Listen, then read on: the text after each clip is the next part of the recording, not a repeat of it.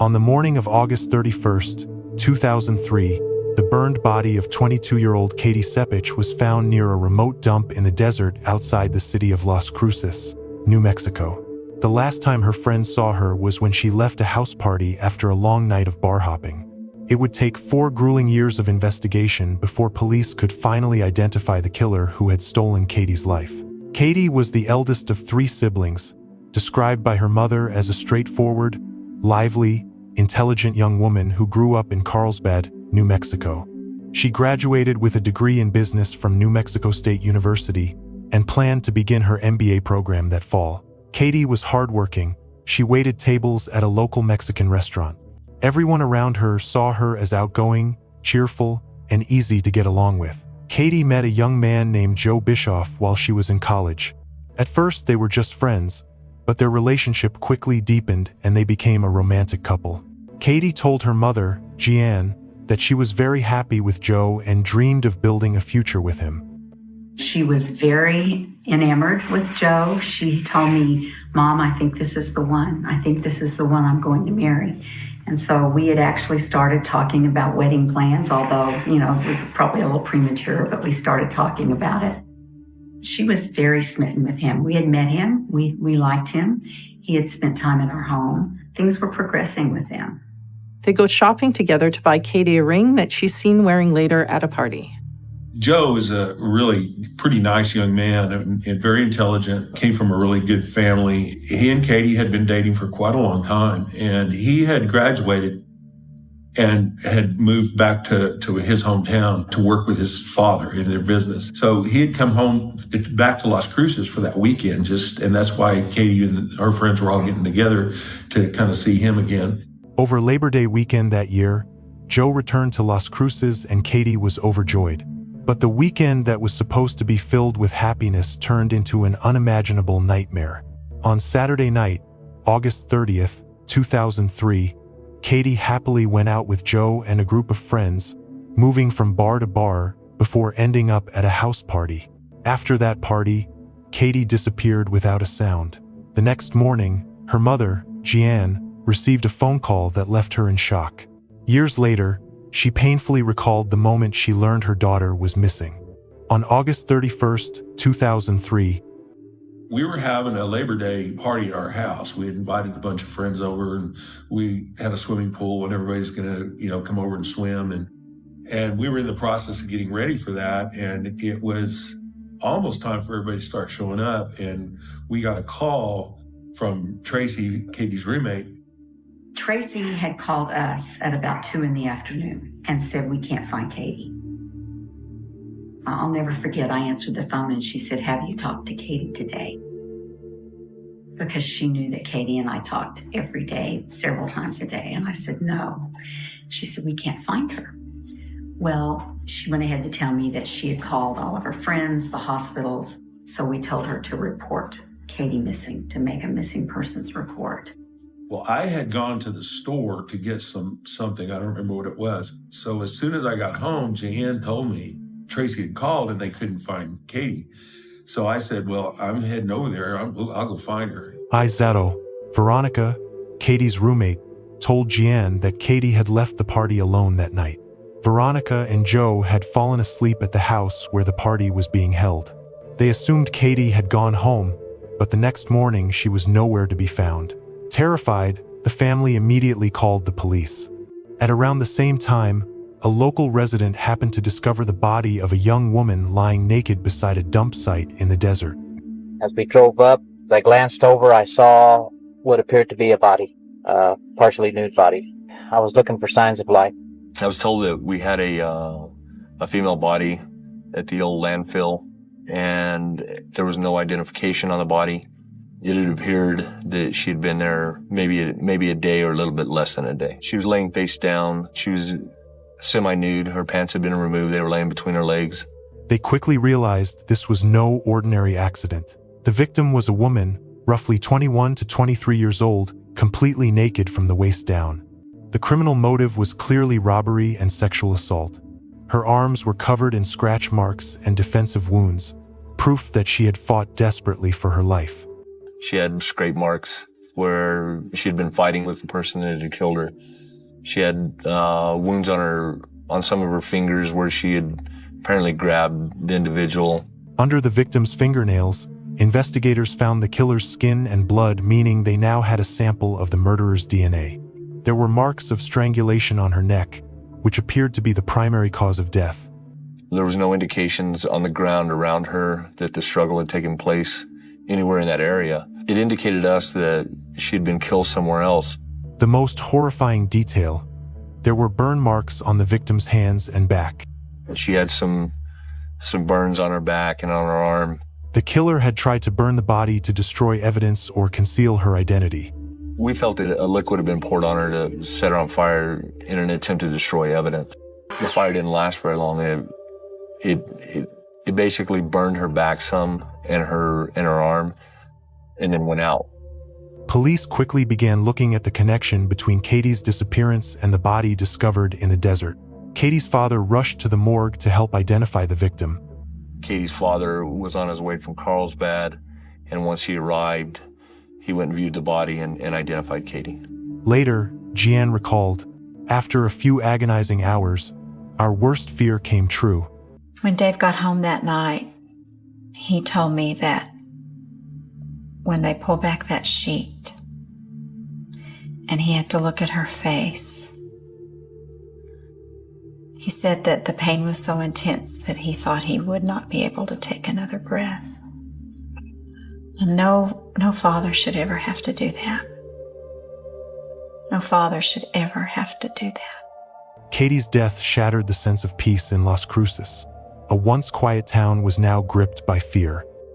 We wanted to know who had done this, who could have done this, and we wanted to stop him from doing it to others. The police threw every resource they had into finding the killer as quickly as possible, certain that he would strike again. There was an individual that was running loose that had already killed a 22-year-old female for no reason, and that there was a very good possibility that he would do it again. Investigators started by retracing the final hours of Katie's life, where she had been, who she was with, what she had done, and whether she had argued with or angered anyone. The distance from the party house to Katie's home was only about 1 mile. Police needed to know whether she had ever made it back. They began by questioning Veronica and Joe. One thing seemed strange. Why had Veronica and Joe stayed at the party house, while Katie walked home alone in the middle of the night? At first, detectives focused on Katie's boyfriend, Joe, but he refused to fully cooperate with the investigation. He said Katie had left silently, without taking her purse, her phone, or her keys. Investigators then began going door to door along the route Katie would have walked home, but no one had seen or heard anything unusual. But detectives did find a small clue. Katie's shoes were lying in the yard outside her house, right near her bedroom window. This suggested that she had tried to climb back into the house through the window because she had left her keys at the party. Footprints in the gravel showed that there had been a struggle there. Police concluded that Katie had been attacked and killed by a stranger right outside her bedroom window, and that the killer had then driven her body out into the desert and set it on fire. Around 40 people had been at the party with Katie that night. Was her killer among them? Many witnesses later said that Katie had seen Joe kissing another girl, and that the two of them had then gotten into a heated argument. That, they believed, was why Katie stormed off alone and forgot her bag, which held her house keys. But strangely, Joe never mentioned this argument during his first interview with police and did not tell Katie's parents about it either. Was there something he was hiding? Soon after, Joe was brought back in by detectives for further questioning. This time, he admitted that he had argued with Katie. We know she had a fight with her boyfriend, so we started interviewing her boyfriend. But there were inconsistencies in his statement, and he and his friends stated that, Joe made a big deal to say that, he was trying to call her and check on her, and he had all these text messages and voicemails that we discovered. However, he also knew at that time that she didn't take her phone and didn't take her purse, and that he actually had that stuff there at the party. That was very odd to us, and he claimed that he and his friend went looking for her and drove by the house. Initially, we were pretty focused on her boyfriend as our primary suspect. He refused to give us DNA. He hired a lawyer right away. We were trying to figure out how we were gonna get his DNA. He left town right away after that. He went back up to Gallup, where he was from. After the first night, he refused to speak with us anymore. Everyone began to assume that he must be the one who had killed Katie. Investigators had to find a legal way to get Joe's DNA without his cooperation. They remembered that before going to the party, Katie and Joe had had sexual intercourse in Katie's bedroom. Detectives rushed to collect her bedsheets. Fortunately, they did find male DNA there. Tragically, though, Joe's DNA did not match the DNA of the killer found on Katie's body. Joe was immediately removed from the suspect list. He later agreed to provide a direct DNA sample, and, as expected, the results again did not match. Joe explained that he had refused to cooperate at first because he was afraid police would find his DNA on Katie from their consensual intercourse and jump to the wrong conclusion. He was innocent, but his behavior remained a painful mystery for both the family and the investigators. You know you're here. Yeah. You know it's not good. Okay? Yes, sir. Girlfriend Katie is passed away. Okay? Get married. Need some clean ass. Happened. I was hoping you could tell me a little bit more about what happened. Just last night, she got mad at me. Came home from the bar. She got mad at me because I was kind of pulling her off my roommate's sister. She walked in and then she left. And that's the last, that's the last time I saw her. I drove by her house. Her light wasn't on, so I didn't stop. I was really drunk. I really didn't care. I kind of like that. I think I don't care about a relationship very much. I'm not really faithful as I should be. Did you kill him? No, sir. How did it happen? What, sir? Her death. I don't know, sir. I know nothing about it. Sir, I know nothing about it. I feel so bad. Katie was everything to me. If she was everything to you, why were you screwing around on her? I know, sir. I get drunk. I'm stupid, Police turned back to the other leads. Tire tracks near the dump site where the body was left suggested the vehicle used had the kind of tires typically mounted on a pickup truck, but that detail did little to narrow down the suspect pool. Katie had worn several rings, including the engagement ring Joe had given her. None of those rings were found on her body. The killer had taken them. The case remained at a dead end, with no answers. About 1 year later, in Wisconsin, a similar attack took place. A young woman in Green Bay was raped and set on fire, but she miraculously survived by pretending to be dead. She told police she had been attacked by 2 Hispanic men. Investigators released composite sketches of the suspects, and a farmer recognized them as 2 of his laborers, Gregorio Morales and Juan Neo. One of the 2 had relatives in Las Cruces. Both men were quickly arrested. Many people thought the police had finally found the man who killed Katie. But when their DNA was tested, neither sample matched. The 2 men were eventually convicted for the Wisconsin attack and sentenced to 70 years and 50 years in prison, but they had nothing to do with Katie's murder. Once again, the case stalled. The challenges facing detectives only grew heavier. The only real hope left was the DNA found under Katie's fingernails. But at that time, the law in New Mexico, like in most other states, allowed DNA to be collected only after a person had been convicted and sent to prison, not at the moment of arrest. Jeanne was stunned when she learned this. We lost our daughter to a monster. We needed justice. We needed to know who did it and why, but above all, we needed to make sure he could never hurt anyone else. The detective told us that all they really had was the DNA. I blurted out, "Surely this monster will get arrested for something else sooner or later. Once they take his DNA, they'll find him right away." The detective answered, "No, ma'am. In New Mexico and in most states, taking DNA at arrest is illegal." I was shattered. Then, almost like a miracle, more than 3 years after Katie's death, on December 18th, 2006, the crime lab finally found a DNA match. The killer was 26-year-old Gabriel Avila, a man with a long criminal record who had been released from prison not long before the murder. Most chilling of all, he did not know Katie at all.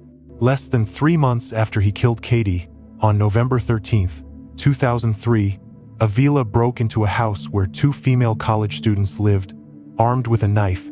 Fortunately, The women locked themselves in the bathroom and called 911. Avila was convicted of armed burglary with intent to commit sexual assault, but he was released on bond while awaiting trial, and then he disappeared. He was not arrested again until November of 2004 and was then sent back to prison. Only when he entered prison was his DNA collected. It took nearly 2 more years before that sample was tested and found to match the DNA from Katie's case. When detectives went to confront Avila in prison and showed him Katie's ring, which they had found in his pickup truck, he confessed everything. He said that on the night of the murder, he had gone to the area to buy drugs while his wife was out. He saw Katie walking home and asked if she needed a ride. She refused. Later, he noticed her trying to climb through her bedroom window, so he stopped his truck and asked, "Do you need any help?" Katie answered, "I can't get into the house because I forgot my bag." At that point, he attacked her, raped her, and then panicked and strangled her to death. He told investigators, "She fought back a little, and then somehow I just kept squeezing and I couldn't let go." End quote. Afterward, he drove her body out to the desert dump site, poured gasoline on her, and tried to burn the remains to destroy the evidence, but he failed. In 2006, thanks to the tireless efforts of Katie's parents, Katie's Law was passed in New Mexico, with only 5 votes against it.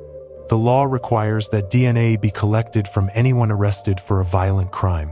In 2010, it became the basis for a federal standard, and today more than 31 states have similar laws. In 2007, Gabriel Avila was sentenced to 69 years in prison. He apologized to Katie's family and begged for leniency, but Katie's father told the court, "We will never see our daughter again in this lifetime, so the man who took her life should never be allowed to walk free again." Katie's mother, Gian, said, "There is no such thing as closing the chapter on grief, but we have been healing and moving forward because we still have 2 wonderful children to live for. We have promised to keep fighting for Katie's Law to be adopted in all 50 states in honor of our daughter."